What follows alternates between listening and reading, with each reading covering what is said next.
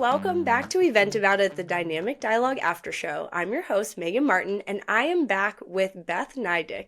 And a quick context before we dive in, Beth is a former TV producer with credits at NBC, MTV, VH1, Warner Brothers, Paramount. I mean, at this point, I think she's worked with every network. She's the founder of Beth Nydick Media and the creator of the Mic to Millions system, which teaches entrepreneurs, speakers, and leaders how to turn media appearances into high-ticket revenue. She's been featured on a million shows, basically, but some of the more famous ones, The Drew Barrymore Show. She works with 4 one-on-one clients a year and has helped speakers and founders turn a single hour on a mic into 5- and 6-figure pipeline.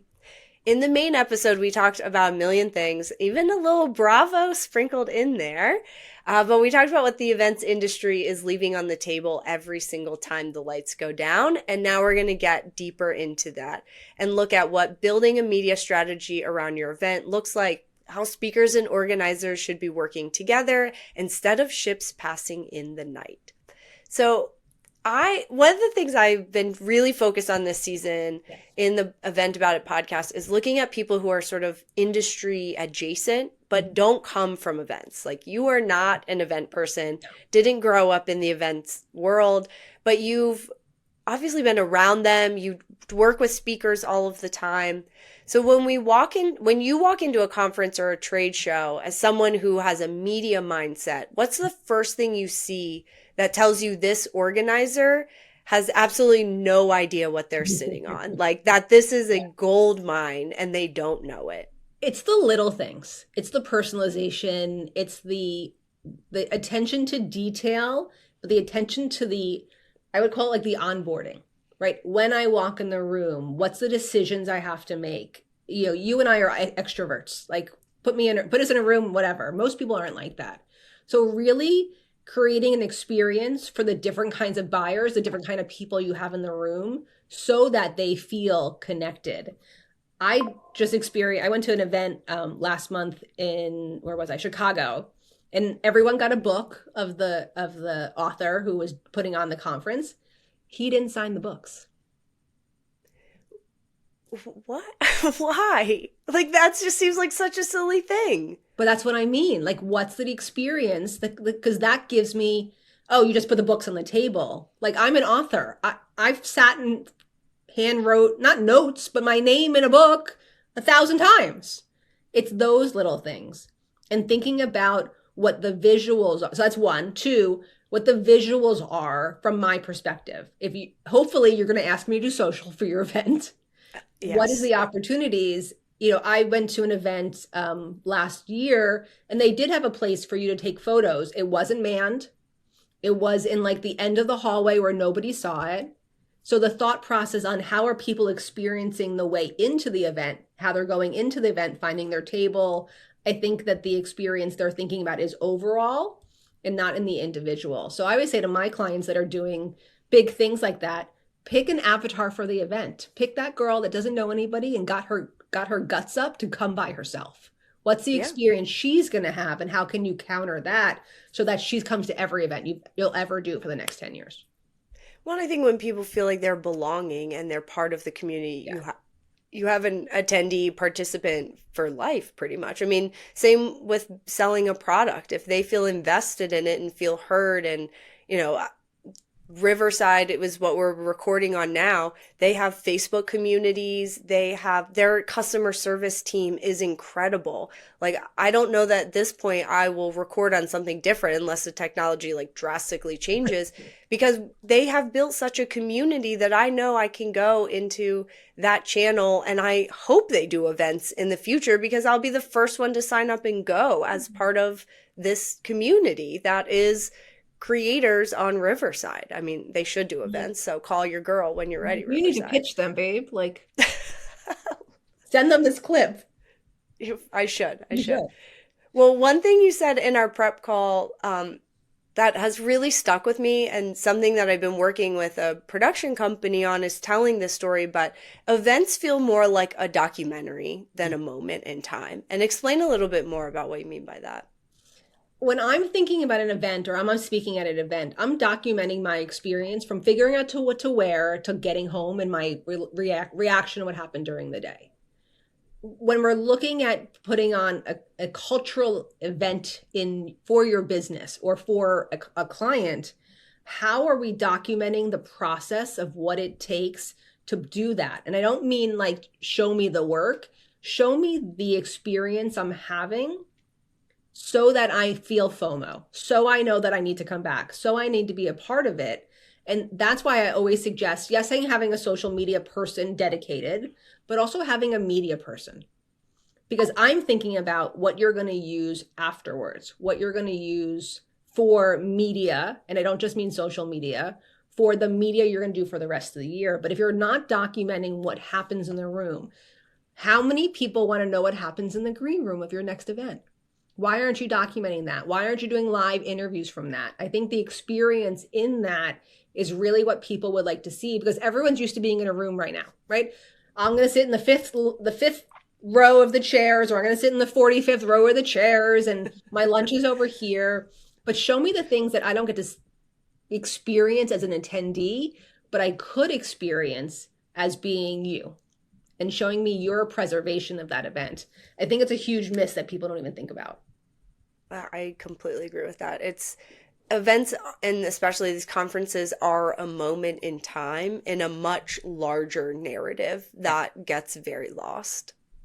Yeah, I think people think events, and if they're not like us, who's been to a million, right? What's the thought process of a newbie, of someone who's coming into this? Let's talk about a celebrity who now is a personal brand and they want to put on an event, right? They haven't been to enough events, but they sure are going to document it. They sure are going to have somebody that's with them, that's going to all their pitch meetings or their Zoom calls. They're documenting the creation of doing it. When I talk to my clients, I'm like, no matter what you're doing, if you're going to the grocery store or you're going to be on a stage, I want to see it from beginning to end. So documenting that, because we all need to be media companies and not media entities. And what I mean by that is, like, yes, you're a brand who uses media, but when are you going to become the media personality that people can really connect with? And you do that by allowing them into your life. And I can hear people going, well, I don't want to tell everybody everything, or I'm very private. Okay, so pick 4 things that you're about, right? Yeah. Like, I love matcha, which you mentioned in the promo, right? That's my thing. I have 6 different kinds of matcha in my refrigerator. I just created some content, had my kids help me film it, about all the matcha in my refrigerator, because that's one of my pillars for second quarter. I'm changing my social for second quarter and doing a little bit of a different thing. And I'm doing more documentary style. I'm doing more vertical storytelling, meaning micro drama style, and documenting my life as a business owner, and not just documenting the things that I'm doing externally to look good. Yeah, and I think events can learn from that. And I think you talked about something that a lot of events get lost in, is these content pillars. So, what is going on at your event that can feed the content for the rest of the year around maybe 3 or 4 main content pillars? And the traditional way of thinking about content marketing is you have like entertainment and learning, and there's like the 4 whatever pillars that are Yeah. normal. But what is that in translation to your brand? Events are brands. And I think a lot of people get lost that events are a product and should be marketed and treated as such. And there's so much that goes on at these events that get left on the table, and your speakers are there to amplify it. Your attendees are not there to attend, they're there to participate. So give them opportunities to participate in the experience and not just be consumers, but let them add to all of that. Oh, I just love it. We could talk about this for hours and hours, which is why I have a podcast on it. Anyway, so your whole business is built around turning that, 1 hour, I'm calling it 1 hour on a mic, into real revenue before, during, after. I want to apply some of that framework to the live event experience. Mm-hmm. So if an event organization were to hire you tomorrow and said, Beth, treat our annual conference like one of our clients, where would you start with them? I would start with the ethos of the event, right? Let's make the event a person. Let's call them Eve event. Okay. Right? So what does Eve look like, feel like? What is she into? Right? She's just not a thing you're doing. I'm saying she because I go to a lot of women's events. But let's give her let's give your event a personality. And then how are we creating content around that personality? And how are we communicating the before, the during, and after of that personality? it goes back to sharing in your email, in your social media, in your networking. We're really, most people are really focused on selling the tickets and not selling Eve. So let's sell Eve as a product. Let's sell Eve as something people want to see. And I mean selling by, if you have an event in October, I want everything you talk about for the 6 months before that in the media. So every stage you're on, every conference you're at, every podcast or community talk that you do, every networking event that you do, it's to the outcome that you want people to experience through Eve. That's the before. The during is, yes, the social media, but the big miss that clients come to me for is what that conversation looks like. If I came on here and you're like, Beth, tell me about yourself. And I'm like, I work with small business. Who cares? The boring elevator pitch, The right? boring elevator pitch versus it was June 10th, 1999. You already got me. What happened on, I have the chills already. What happened on June 10th, 1999? I was working in New York City. You probably were in elementary school. But yeah, just out of, yeah. Right, but giving me a moment and time of your life where a lot of speakers are focused on their speech, right? What they're giving versus how they're connecting. And again, the difference between marketing and media is marketing is about the rules and the pillars and the frameworks. Media is about, babe, how do you make me feel? Is it 11:30 and I'm calling my husband and I'm leaving. I don't even want to be here. Right? Or it's 1:30 and I haven't looked at my watch and my stomach hasn't grumbled because I'm so enthralled with what's going on. So if you're thinking about your stage as a show, you're thinking about your stage as a TV appearance, how would you choreograph it differently? And then the backside of it is then how are you using it? Like you said before, are you sharing it in your story once and then moving on? Right? Are you already talking about your next event? Are you already out there talking about this was this layer of Eve, come to the next layer of Eve? That personality piece of it, that digital personality piece of it is what makes media work for that entity versus what makes social media pay attention to that entity. It's a big difference between marketing and media. And if you can become part of the cultural conversation, if I can feel the FOMO because I wasn't there, because everyone around me is talking about it, and I'm seeing these 90-second vertical dramas and stories about being in the room, not the like, Megan and I had so much fun. No, the B-roll with the voiceover, like actually, and stuff you can do in CapCut. Don't be like, Beth, I don't have you can do it in CapCut, right? Really having that experience, letting me feel that experience. Because I think about watching, I watch a lot of TV and I live into that experience. Like I watched the latest episodes of Bridgerton. I watched them back to back because I wanted to feel like I lived in England at that time, right? I'm in that environment. But we're not looking at events at that same thing. And events are entertainment events. Right? Yes, they're conferences and they're business events, but everything is entertainment. And when you look at yourself as a media entity or a media company, you will see your content differently, the conversations differently, and most of all, your outcome and your revenue differently. Yeah, I think you've said it well that they are these media engines that fuel all year round. They're these infrastructures that feed a lot of other things. And I think we get so caught up in, well, this is a science and we're here for education, and that's great. But I have coined the term edutainment, and that's really what I want the podcast to be, is like we can have fun, but still talk about serious stuff. Like we can have entertainment around these very important topics in whatever industry that you are. And I think the speakers have a lot to do with that and how you tell that story. And someone asked me last week, I was on another podcast as a guest, and they said, well, what's the one skill you think every event professional needs to have going into the next few years? And I said, storytelling. Yep. Like if your event doesn't tell a story and compound everything else you do, then why it's this standalone money pit, in my opinion. And I also think that like when we think about trade shows, so maybe you don't own the event, maybe you participate in other people's events, there's still a storytelling arc there. And I was having this conversation literally yesterday with some friends that were at a huge trade show. And I said, while you're there, go look at this one brand. Mhm. I'm obsessed with what they're doing. So go take pictures of their booth for me because I want to know how they showed up because I saw all the promos and everything. These people started a story about their intern and people were lining up around the block to go to their booth to meet this intern. Yes, personality. Yes, and I thought it was fascinating. And Fascinating. she was saying things like, "Oh, well, they were like, oh, it's just a bunch of bros like having like big dick energy around their marketing and all this." And I was like, "Yeah, but it's working." Like Right.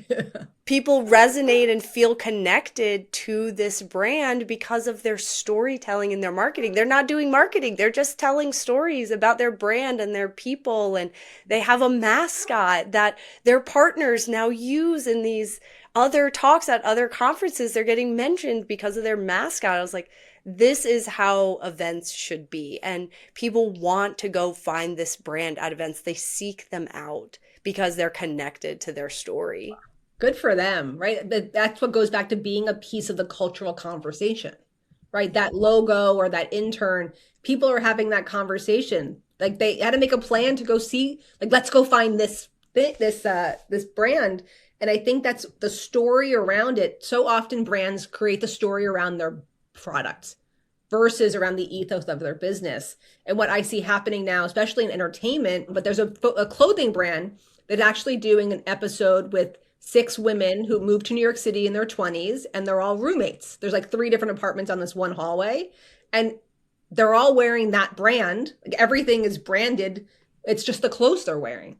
So it's almost like their own product placement, but they're creating their own narrative around the brand and how this fashion brand shows up in these girls' lives as they work in the city and have interpersonal relationships. And more brands are doing that. So when you're a conference and you have nothing to say and there's nothing about you and it's just about selling your book or your product or your thing, then it stops there. But when it's a bigger conversation and you can get me interested in somebody, that's why we love Housewives, right? We hate half of them, Yeah. we love half of them, but there's a storyline there. What's the storyline behind your brand that you can amplify with a conference versus not really using your conference to amplify the story? Oh, I love that. So, thinking about these characters, so let's follow your framework, right? You're telling your story 6 months before you go into the event or the organizer, whether you're a speaker or organizer, you're telling your story, then you're highlighting what happened there. The follow up after the event, you're talking about what went on, why you felt like you were part of this community. Would you go back? Sort of honest feedback there. Now, one of the huge elephants in the room with a lot of events is the speakers and the amplification. And we've talked already about you bringing these celebrity speakers as a way to help amplify it. Sometimes niche creators or that level down really have more impact than the bigger one. But most of the people who are on that lower level, if you're not the celebrity, you don't get paid. The brands or the event organizers they're like, just come for the exposure, it'll be great exposure, but then no one is helping amplify the speaker there. It's all on the speaker to do the amplification and get their exposure. So I would love your take as someone who teaches people literally how to monetize these media appearances. Like, what do you do as a speaker if you get asked to speak at an event? Mm-hmm. They basically give you no compensation for your time to be there. Maybe they cover your travel, maybe they don't. And then they also don't enable you at all with ways to amplify it. So, like, one, what's your take on not paying speakers? And two, if the organizer isn't helping you monetize it, what should an organizer do to help the speakers amplify their presence? Yeah. I think everyone wants to get paid to speak.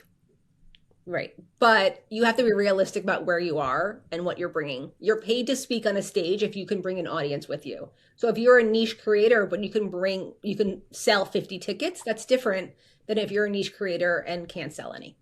So really being self-aware if you should be paid or not.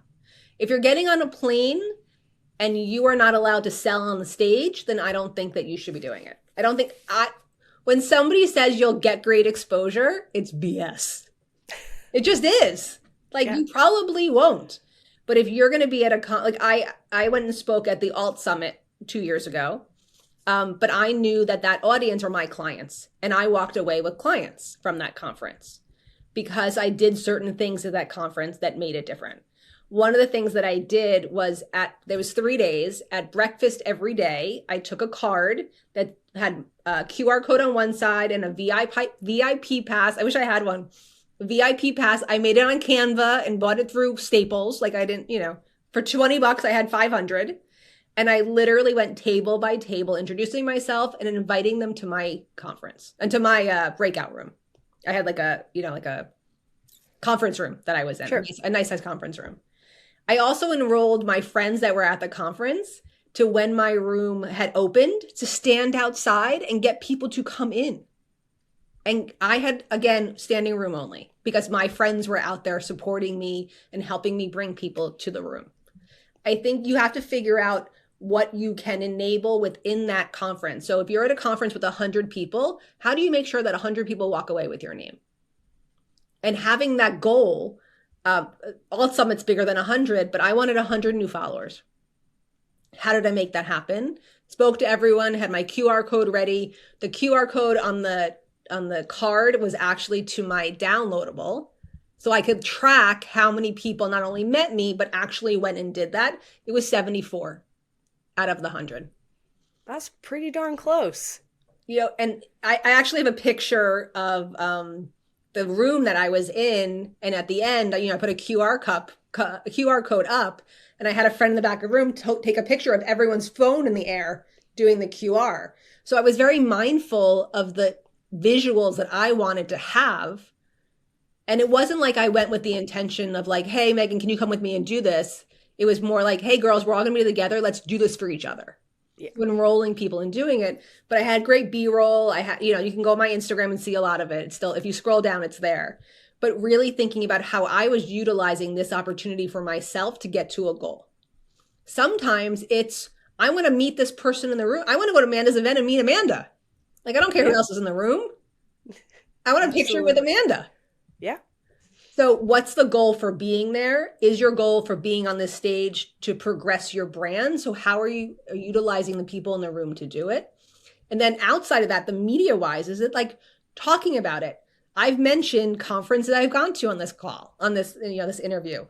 If you listen to my interviews, I am always talking about where I'm going, who I'm with, who my besties are, what, and I'm sure I'll be on a podcast next week and talk about this interview. I'm talking about the things that I'm doing in media because media gets media. And the more things I'm on talking about it, the more people see me as somebody to be on these stages. I've gotten paid, I've gotten not paid. Sometimes the ones that are smaller actually work better for me than the ones that are bigger, depending on the room. And really investigating what that room's going to look like. Because we know a lot of people are like, oh, it's 6- and 7-figure business owners. And then you get there and it's like people starting a business. So I think that's onus on the speaker to do some homework. Like, yes. Is it worth getting paid or not paid for you? Have some self-reflection. And one thing you said is always a sticking point, especially for event organizers, is you said, if you're not able to sell from the stage, then you should reconsider going. Well, a lot of organizers don't want you to sell from the stage because they don't want a pitch slap session. So where is that balance? How do you, when you're going to pitch your business, sell from the stage without it being a sales pitch session? It goes back to what your goals are. Like if you're in a selling, and I want to take back that statement because it is dependent. If you are in a selling season, don't be on stages where you can't sell. If you're not able to sell, can you get access to the list? How do you how are you connecting with the people in the room? Can you encourage them to line up and talk to you afterwards? That's my favorite thing, to get off stage and then have like 50 people waiting to talk to me. It's the best. Right? It's the best feeling ever. Yeah. And it depends on where you are in your stage. I actually don't love selling from the stage. I love selling connection from the stage. Everybody in this room, DM me the word Megan and I'll send you something special. I just give people who are in my rooms. If you're able to do something like that, or like meet at a conference I did last year, I was like, hey, I'm going to be at the pool in 45 minutes. Come meet me. I had a crowd of women that came and meet me because they wanted to ask me questions afterwards. There's always ways to do it. And again, going back to like, should you be in that room? Is it a place for you? And is it a place that's going to help you get to the next place? I've done stages unpaid for an organizer who I know was going to put me on a paid stage the next time, because it is an industry within an industry, right? How is this environment going to help me get to my goal? And if it's more stages, then it's creating those relationships. So it's not always about selling in the room. It's the goal for that being at that conference and what it can help you get to and who we can help you get to. Because I've gone to events where I want to meet the planner, I want to meet the other speaker, I want to be seen on the stage with the speaker. There's a million different ways to do it, but it's really feeling about who you are, who you really are, Yeah. why you're really there, what the goals really are, and then how can you use your natural talents? Because you and I's talent is speaking. It is. I can talk to the wall, right? Some people might not be able to go table to table and talk to everybody. That was my most fun thing to do. I met the most amazing women, you know. Well, what is your talent that you can do to be known? Because when I do stuff like that, people are like, oh my God, you're that Beth girl. So-and-so was telling me she got your card. Can I have a card? I'm like, sure, here's a card. Like, what? Yeah. Right. So it's creating the energy around you being in the room is also a win rather than just being on stage. Yeah, agreed. And I think the takeaway for event organizers on that, if you're not going to pay your speakers, that's fine. Yeah. But then don't expect them to just show up and continue to give free and free and free. Like there has to be something in it for them if you're not going to financially compensate them. So maybe enable them and teach them what a connection session looks like and not a sales pitch session, and work with them on what that means. And don't just be like, oh, sorry, we don't pay our speakers. Like I'm willing to pay my own way if there's going to be something out of it for me. Yeah. And I, like you, don't have hard sales pitch sessions, Mm-mm. but sometimes they do. And if you don't want that for your event or your organization, then work with your speakers on ways that they can amplify their message, their product, their whatever in a way that doesn't feel salesy. Like we immediately discredit these people, but I think a lot of it is just a coaching and a conversation that needs to be had of mutual goals and what exposure actually means if you're not going to pay your speaker financially. Now that you say that, I can't think of one stage that I've ever been on that any organizer has ever supported me that way. Like, honestly. Would you want it if an organizer was like, here's an enablement kit, here's some messaging, here's what we're trying to do? Like, would you use that? Oh, if it's something I can give my team, amazing. But if it's availability in the room, like I'm going to go back to Alt Summit. It was a great conference. They had non-programming time. You know, there was like a marketplace kind of thing. But also you were able to get a table and just sit at the table and people would line up to talk to you. I was there with two of my friends who were both one did TikTok, one did Instagram. They did a table together. They just found the person like, hey, can we go do a table? And they were like, yeah, totally. They got so many clients from that event because they took 10 minutes to talk to each person and audit them as they were coming up. But that was our idea. Yeah. Like, I've never had somebody be like, here's a list of ideas that you could do. If I can't pay you, or even if I am paying you, these are other things that are availability. What would you like to be a part of? That's a dream. And I'm going to come back to your event. I'm going to talk about your event 2 years after I was there because I had such a great experience. I just had a similar experience. Another creator friend of mine in the industry, we were both going to be at a conference. We were like, we should get some content and interview some people. There's going to be some amazing people and names at this event. So we reached out to the event organizer and said, we really would like to do some content at your program. We're both going to be there. He was a speaker, I was not. And they were just like, yeah, I mean, do whatever you want. And I was like, that's dangerous for us. Like, that's giving us carte blanche of whatever we want. And we did do whatever we wanted. But instead, they could have amplified it. And I mean, we're good stewards and we tagged them and did all the things that we should to amplify all three brands that were in these conversations.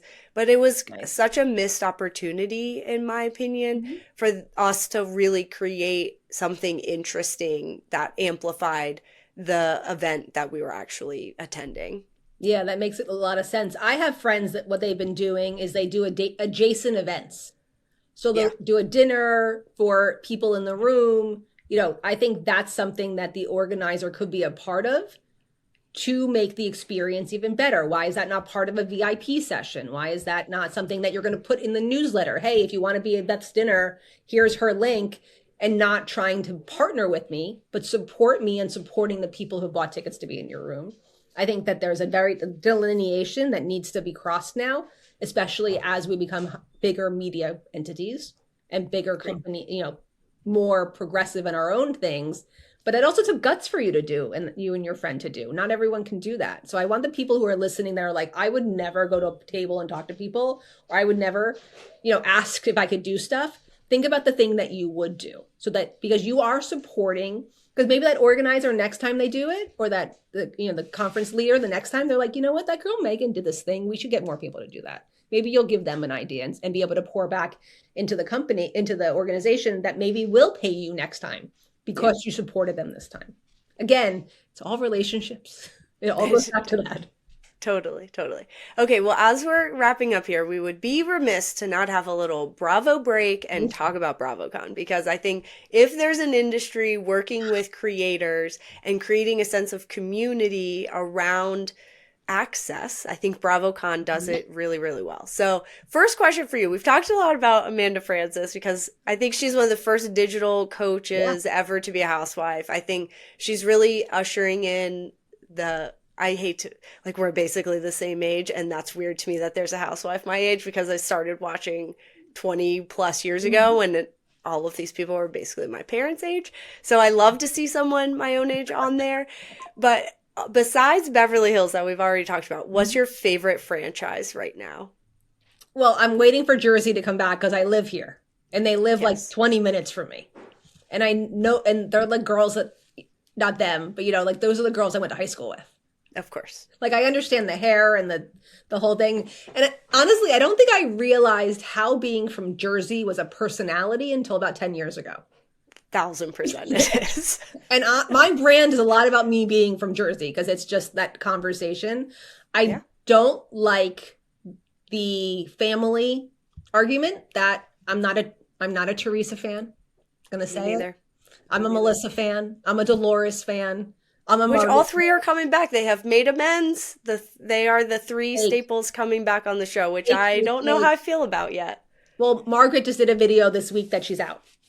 She is out. Yep. And I was like, oh, I just got the chills. And I was like, can we have a Margaret show? Like, I would watch that. Like, she's my favorite. Talk about a woman who leverages events to grow her brand. Like, I have been wanting to Exactly. get her or someone from her team on this podcast for so long, because man, does that woman know how to leverage an event to sell her mocktails, to sell all of her Yep. travel stuff. Like, that woman has capitalizing and uses events like no other housewife I've seen. Okay, let's tag the crap out of her this for her then. Like the whole Marge, every time we call post, your girl. I we're- want to talk you business. want to talk about her.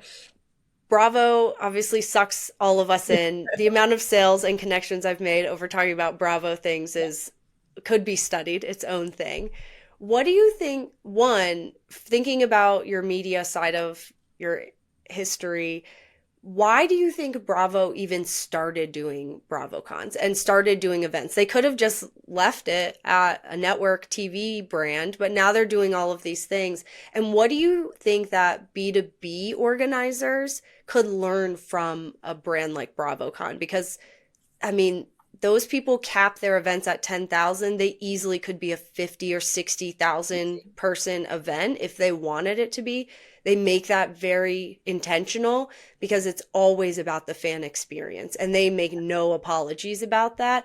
I mean, they make more money on their wait list fees than they do in their actual brand, which is insane.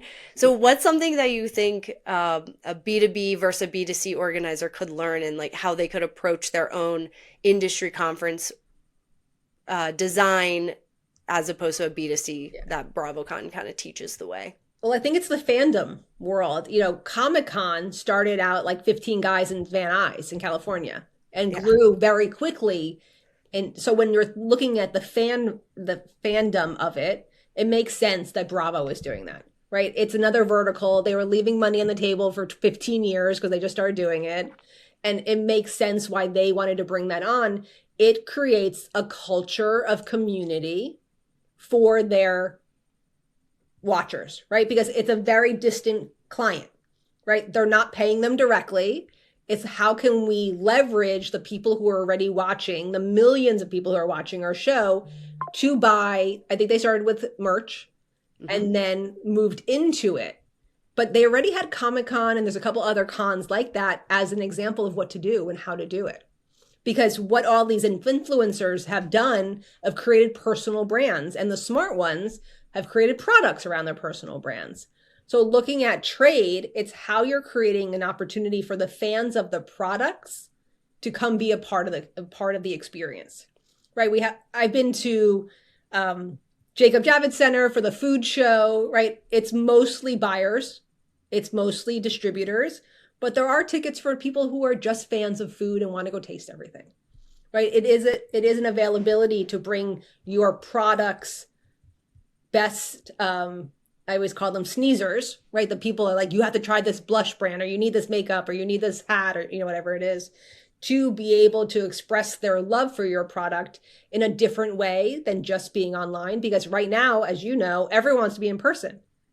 Like, I wish we lived closer because we could hang out and we could do all this kind of, right? This stuff. Everybody wants to be together. So if you're looking at creating an environment where we get to be in person with your brand, and again, going back to Eve, right? What's the personality of your brand, and how does that connect to the personality of the product you're putting out as a conference or as a event? Thinking about what the fan needs versus what you want to put out there. I think it's a different place to start. It could be really much more beneficial for you, your clients, and your bank account. Well, agreed on all that. And I think the great place to leave it there. And I think the key takeaway here is when events are products, they should be treated as products. Yeah. They should not be a moment in time. They are an infrastructure for year-round engagement, year-round community. And really, at the end of the day, when people are coming to your events, they want to be part of the event. They don't just want to attend. So the language really matters of moving away from attendee and into participant, because they want to be a part of something and they're not just attending your programs. 100%. I appreciate it. I love this conversation. Same. Well, tell the people where they can find you. I also want you to plug your book because I think it's incredible and it's adjacent to what you do. So I love it. So tell the people about you and your book. Okay, so this is called Clean Cocktails, Righteous Recipes for the Modern Mixologist. If you have a local bookstore near you, please have them order it. If not, go to Amazon and get it. It's a compilation of cocktails that have alcohol. There's mocktails and cocktails in there, but it's all based on syrups and sugars that aren't going to spike your insulin, that aren't going to make you feel like crap, that you can have 2 or 3 or 4 and not get a hangover, because it's whole food ingredients making your favorite cocktail. And we've taken all the favorite cocktails that had high sugar content and made our own version of them. So if you like a Bloody Mary, or you like a mojito or an old fashioned, there's an opportunity for you in that book as well. And then tell us about Mike to Millions. So Mike to Millions is a system that I created that helps my clients go from unknown and undiscovered to known in their industry. When we are in media, it's all about what you say, how you say it, when you say it, and how you promote it. And that's what I like to tell my clients, that when you are out there in the world, the philosophy is, why not me? I absolutely love that. Well, Beth, thank you for being here, and thank you for reminding us that the real flex is not being known, it's being known for results. And that's all the time we have for the Event About It after show, because we know the best conversations always start after the show ends. Until next time, stay curious.